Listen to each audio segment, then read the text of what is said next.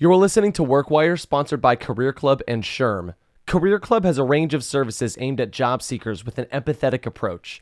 Whether you are a job seeker yourself, know someone who is in job search, or an HR professional looking to bring a more empathetic approach to transitioning employees, check out career.club.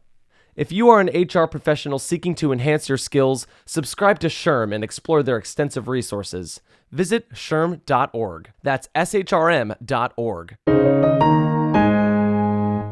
Hey everybody, this is Bob Goodwin, president of Career Club, joined by my good friend, the president and CEO of SHRM, Johnny C. Taylor Jr. Johnny, welcome to another episode of The Workwire. Another episode of The Workwire. Let's go for it. What's up, man? What's on your mind with everything going on today? Well, there's no shortage of topics, as you know. Yes. And today what we're going to talk about is kind of a repeat guest, if you will, on The Workwire, which is Meta. And, yes. So Meta a few weeks ago was in the news for doing layoffs, and they, calling them low performers, and people are like, "Wait a minute, I'm not a low performer."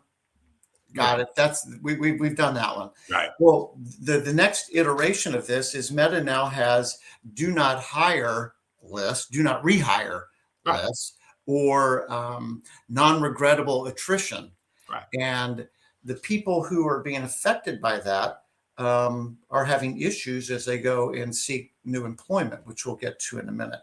But, it's something that I personally haven't seen before. You've got more experience, obviously, as a former CHRO and in your capacity as a lawyer, and obviously the purview you've got at SHRM. I guess just sort of starting off, tell me about what you know about do not rehire lists. Is that even common practice?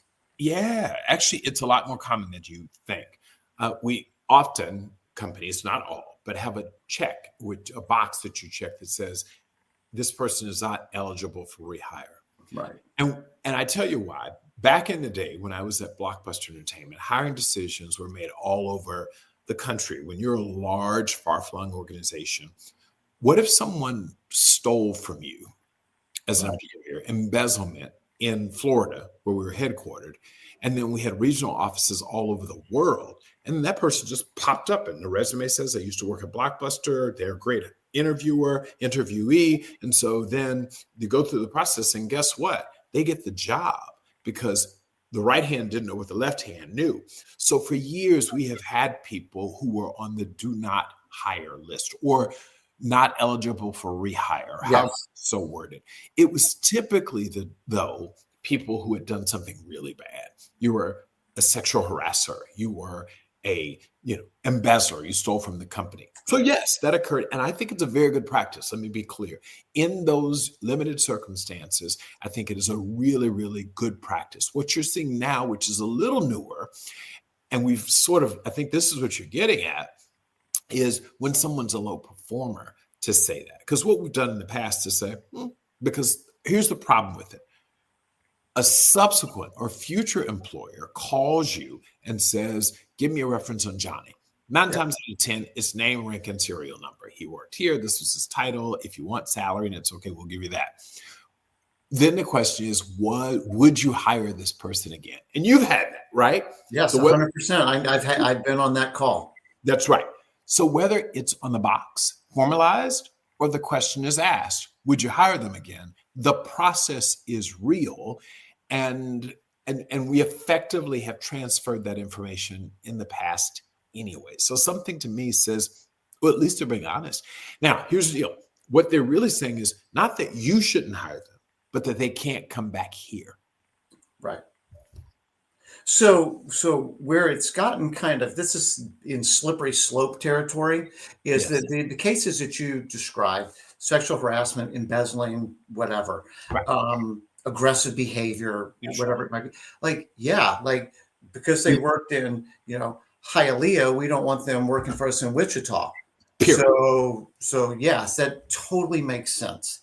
Where it's getting a little weird, and there's a little anecdote here of a senior engineer at Meta consistently rated a top performer, was laid off in 2022. They later applied to nearly 20 positions at Meta, Despite initial interest, communication suddenly stopped. Former manager eventually disclosed they've been marked ineligible for rehire with no reason given and no way to appeal. And this is someone who had consistently had exceeded expectations types of reviews. And it just sort of is in this black box. And I guess maybe that's my next question for you, Johnny, is the company, are they required to disclose to the employee, you're not eligible for rehire, and here's why? Right. No. And there is no appellate process. The company doesn't have to. The company could have a process for appeal and they could disclose to you, but they don't have to. And that's really at the core of it. Is fundamentally, it doesn't feel fair, but someone's left my organization. I'm going to create an entire process for them to appeal. To what end? Like, I just don't want you back here.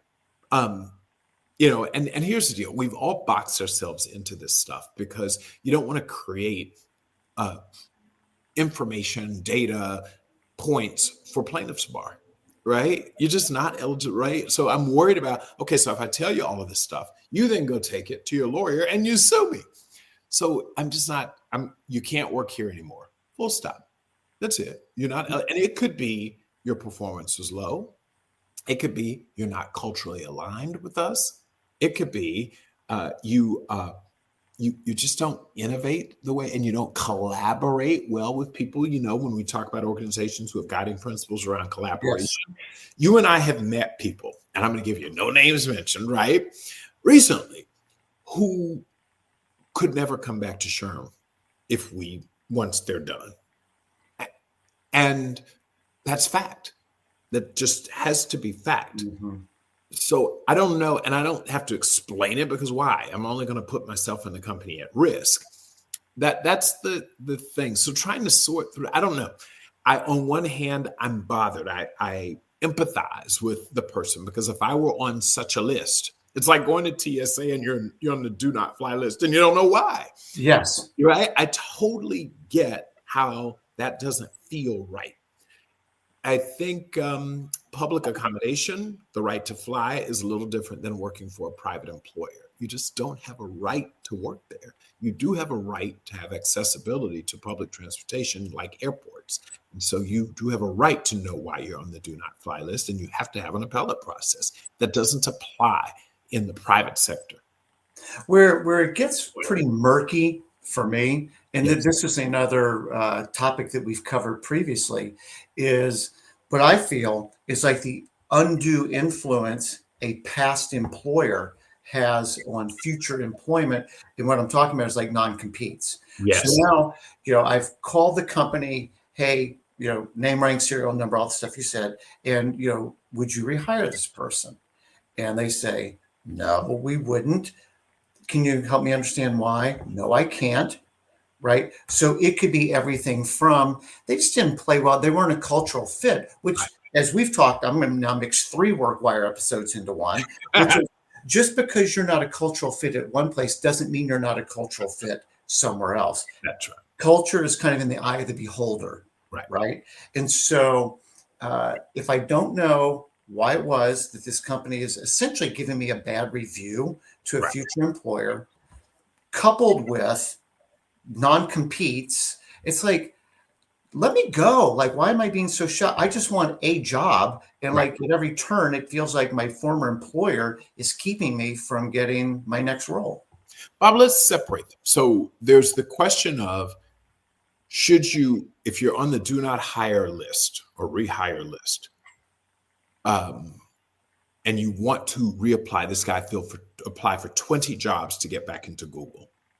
Fundamentally, why would you want someone or an organization that doesn't want you?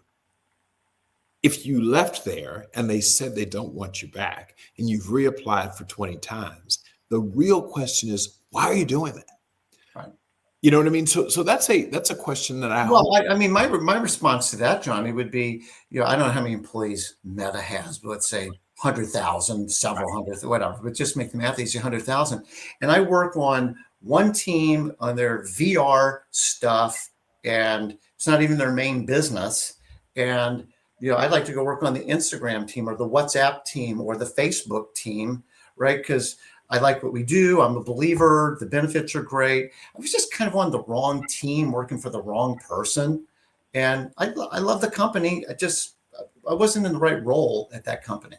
But the company has decided it doesn't love you. That's it.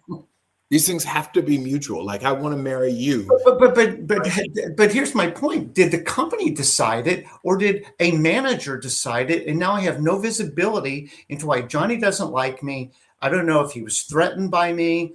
And so he's decided to check the box that, I'm not eligible for rehire.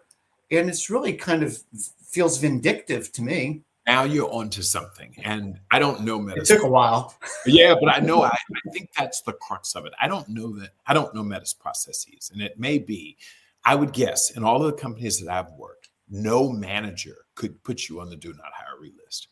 That ultimately, the manager may suggest this person is not eligible for rehire, but there was an internal process where HR had to make this sure. That's what I want to hear about. That's what I want to hear about.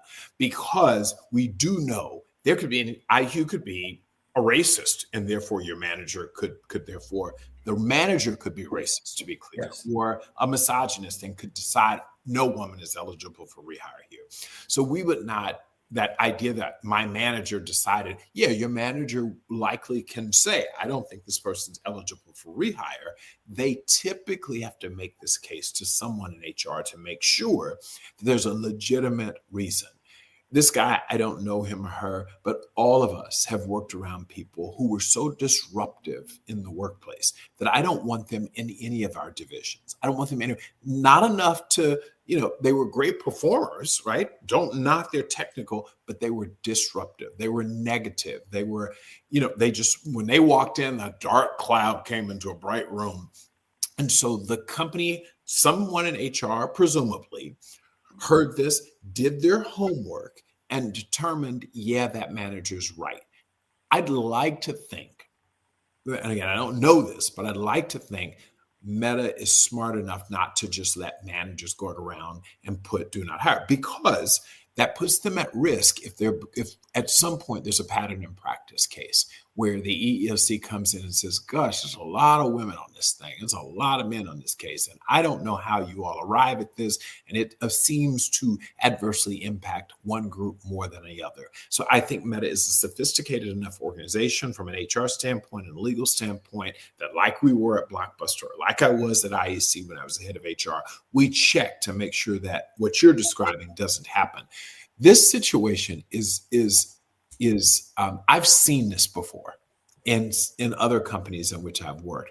Someone who we let go, and that person then subsequently becomes a serial applier for positions. Mm-hmm. They just want to come back. And we're like, no. And when you look at, I applied again for this job. I applied again. You're like, gosh, I don't know how to tell the person you're never going to get a job here. The determination was made that you simply are not aligned with our culture. And no one's going to take the risk on hiring you again here. Now, the real issue, so I said, separate the internal hire from the conversation about, okay, its impact on your future employment. Let me give you some advice. If you're listening and you are one of these people who's been impacted, and this is what I'd say to the guy from Meta, get on the offensive here as opposed to playing defense. If you apply for a position at another company, tell them up front, listen, I worked at Meta. I don't think it's a good idea to trash your employer, but this is what my experience was there in a sort of objective play. And as a result, I wasn't a culture fit. So, if you think I'm right for this job, what you're going to see ultimately when you go do background checks is that I was not eligible for rehire. I've given the same advice, and you've heard it talking about merging topics on the work wire, to someone who's formerly incarcerated. Yeah.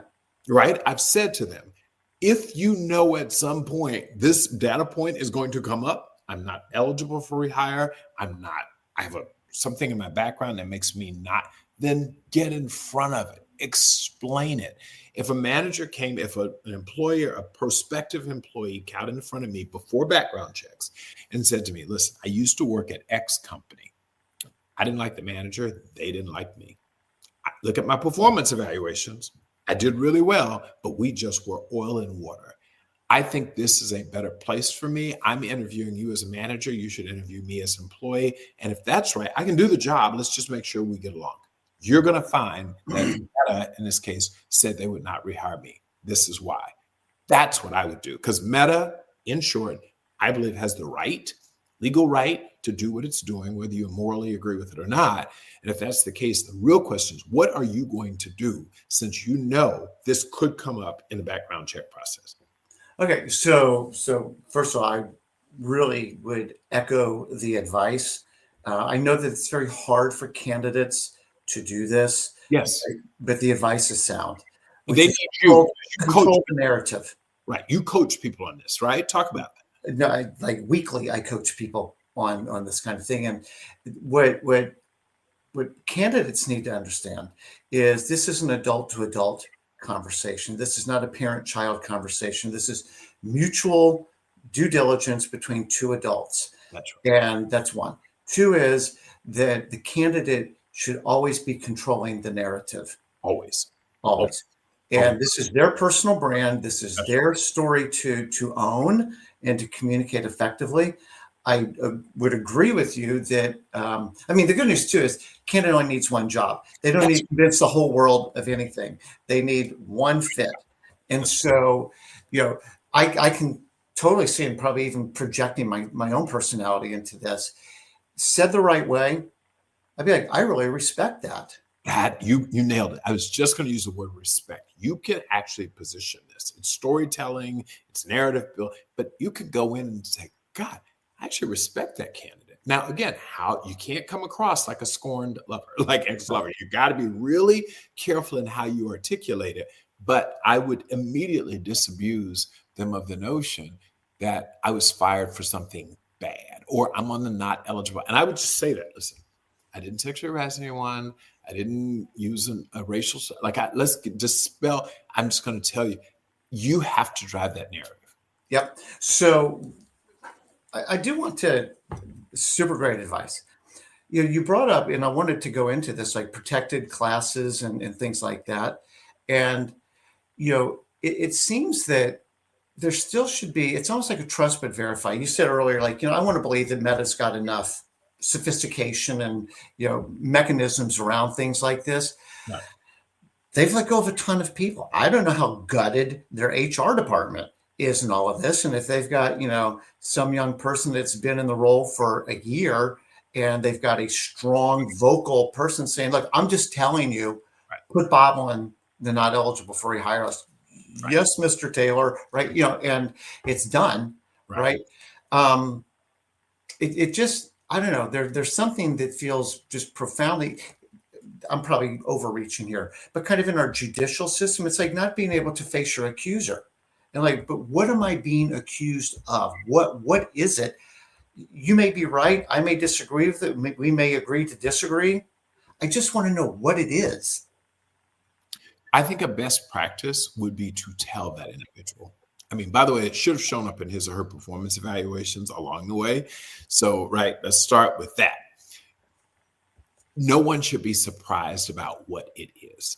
You've left a job in your career. Maybe you haven't, but some of our listening audience might, where that manager, if I'm asked to give you 3 references, don't give that person's name because that person's not going to say good things about me, right? Just because we don't get along. So, you know what I mean? That happened even before this check the box thing is effectively, you've run across a manager who will not give you a good reference. Your job is either get in front of it since it's now memorialized in writing or, or not. But I sure as hell, let me tell you, there's no way in the world I would just me. This is just us talking, right? There's no way I'd reapply 20 times to a company that told me we don't want you here. I keep getting back to that. That's just insane. In your capacity as a CHRO, would you have firm rules of exactly what qualifies for the not eligible to rehire designation? So by definition, much of HR is gray. I don't know that you can have firm rules because you can't. People and processes, if they're just, what I would have is guardrails. Okay, fair enough. There are things that we just have to be aware of. Let's say you get a guy, we've not here at SHRM, but in other places, I've worked with a manager who never engaged in sexual harassment or anything like it, but is clearly not supportive of women in leadership. Okay. I know it, conversations that we have over the water cooler or whatever, I just know. And we ultimately decide, I've got to reduce headcount. This guy gets caught up in it. And the question is, would I want him rehired here? Am I going to put in writing, well, he actually doesn't like women? Am I going to tell him that's a lawsuit in the making, right? Because every woman who's worked for him now says, Johnny Taylor said it as his leader. We know it. This is what I was feeling. I mean, so you get what I'm saying, Bob? There's some practical realities here where information, and you've got to verify it. You're right. You don't want some person just making this up. But in practice, if I were the head of HR at Meta, I'd have an experienced, not an entry-level HR generalist, an experienced person essentially kick the tires every time someone's on the list. And kicking the tires means, out of all of my years of experience, does this qualify? Does this feel like someone we never want to work here? Because it could be, to your point, even within Meta, this person just couldn't work for that boss, but they could work with someone else in another part of Meta. So, and HR people really do a good job of that, in part because we still have a shortage of talent. No one wants to pull someone out, and like, I move people all over the organization because, yeah, you may not get along with the person, but you get sometimes personality. We know that. So what I would say is, optimistically, HR and practically, HR people don't just put people on these lists or allow managers to just put people on this list, because we need to fill these darn jobs. If I can get you away from here and move you to another division where there's a better fit, I take a number off of my TA list, talent acquisition list, open jobs. So I don't know that. I want to believe that in practice, something else is going on in that particular situation. Got it. If you were coaching an HR professional, right, who didn't agree, like Johnny was a good performer. Like, I know that y'all don't get along, and I can see that, like, if this isn't going to work out with this company between Johnny and you, but ineligible for rehire, really? That seems a little strong, because that probably will come out in a reference on another day, and I'm not comfortable right now with that being my answer to that question. Right. You just said it. That would be the conversation. And then that person would respond. If they put the check mark, it may be, Johnny, you're right. It may be that they push and say, yeah, let me tell you these things that I've observed. And so the HR person really has to be consulting. You're an expert, but it's a consultative kind of conversation, keeping your mind open. And ultimately, like you said, there's always a power dynamic. So if I'm a mid-level but seasoned HR person and I'm up against a department head or someone who's running the unit, because there are power dynamics. That's right. If I'm coaching you as an HR manager or director, then you escalate to ultimately your CHRO. Because that's there's always a power dynamic in everything. So what you got to do is make sure that if divisional head is the problem, then I've got to get to my divisional head of HR, his or her counterpart, if you need to escalate it. Because I think this is an important part of our work. We don't want to, you can destroy someone's career or that manager. Yes. And replacing we talk about the H in human resources, that really is about humans. And so I think if you can't be convinced as the HR leader, if you can't convince that person to change that or get them aligned with your decision, I don't know who's in control here, but I would escalate. I really, really would. And in most organizations, if the HR person has a defensible, not kind of, I'm the only person in the room who can argue why this is not good, I think the HR person wins. They do. I've seen it time and time and time again. Listen, I've seen in the context of, we talk about this, the formerly incarcerated. The manager's like, I don't want that person. HR person's like, why? What are you talking about? They meet every one of the criteria. These were the other candidates. Then they start selling. Come on, give them a chance. Da, da, da, da, da. We have 45 openings right now, and you can't get work done. And I now have you a candidate. Give them a shot. Everybody's 90-day probationary period here anyway. So in the 90 days, if it doesn't work, different story, but give them a shot. In other words, as you asked me about coaching, use your persuasion skills, use your analytical skills, and storytelling and narrative building skills. You can win it if you want to. That's why I'm so glad you brought this story up, because I think what we've concluded is, yes, let me just tell you, Meta can do what it's doing. I don't see now California may change the law at some time, whatever, but they can do what they're doing because they wouldn't be doing it. Then the question is HR. Let's keep everyone honest here. Let's keep our organizations honest and be involved in that process to ensure that someone's ability to earn a living is not negatively impacted unfairly and unjustly. I'm going to use the term unjustly, although it's not a judicial issue, but in the sense of fundamental fairness. But there are some people, by the way, who should not and cannot. I want to be clear. I would never want them to work in any part of my organization. Yes. And I have to find a way to tell them that. They'll push a lot because they should know that. Performance reviews should not just, annual performance reviews should not just hit the your what you do technically.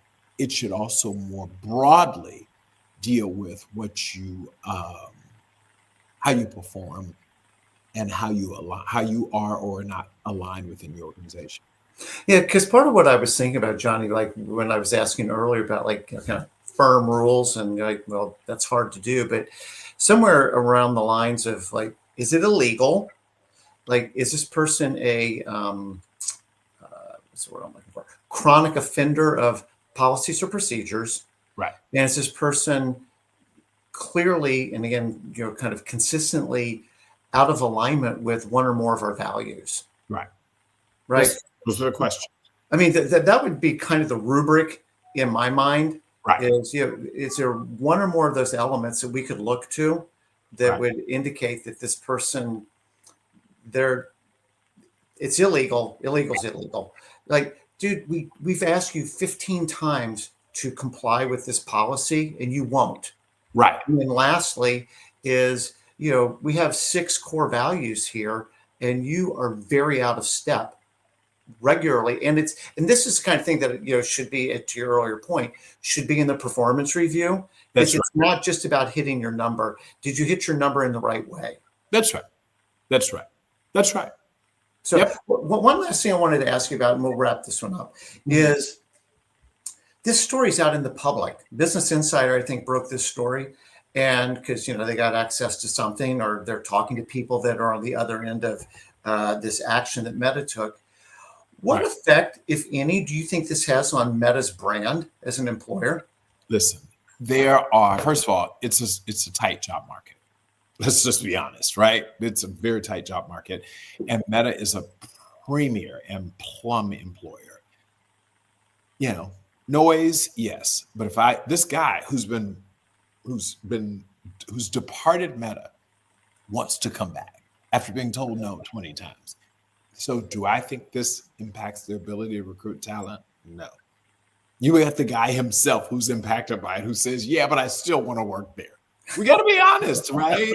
So when I hear people say, oh, this is going to impact it, some things will. Not so sure this will. Yeah, I don't know. But I think the cumulative effect of a few things, masculine culture. I'm picking on Meta for just a second. But masculine culture, also aligned with Trump when he wasn't, and DEI kind of rollbacks, the rank and yank, low performer thing, and now a ineligible. At some point, I'm like, do I really? I mean, this guy clearly does, but at some point, I do wonder if it does impact Meta's brand on another day. Like, I don't know, man. Like, maybe I'm struggling with it. There are 168 million jobs in America. If I'm an employer and I hire, call it 100,000 employees, there are 100,000 people who do want to work for me. It's just fact. Just Well, okay. So then I'll be Johnny Taylor for a second. That means Metis culture works for enough people that they can fill their seats. That's all. Last thing that I do want to say on this, and I'm going to quote a good friend of mine, Johnny C. Taylor Jr. This is still red carpet in, red carpet out. Yep. Right? Because we do want to treat people well, back to the H and HR. That's right. And this does, everything at some point impacts employer brand. That's right. And then there's just kind of the integrity aspect of it. Right. And we do want to treat people well. Yes. So, one of the things I love about what we do here, Johnny, is these are not black and white, easy, cut kinds of things. And, just helping the listening audience kind of think around the entire issue to help draw, their own conclusions. But I do hope too that for the employers, for the HR professionals who are listening to the podcast, that it does, help them just reflect a little bit and maybe give them some practical, tactical advice that they can use to make the best decision for them and their companies. That's right. That's right. And that's why you and I try to, it's just practical. What we're describing is not theoretical. HR professionals, whether formally through a process where you check a box and someone's not eligible for rehire, or if informally, this is the practice of the organization. And when someone leaves here, the word is they can't come back. Right. What we're trying to do is help HR practitioners think about the impact on the individual and future employment, but also think about the human, just the idea that humans need to work, and we can't have someone in a position where unfairly they never can work because essentially we've blackballed them or blacklisted them. So no, I love it. I love it. Awesome. Johnny, great episode. Thank you.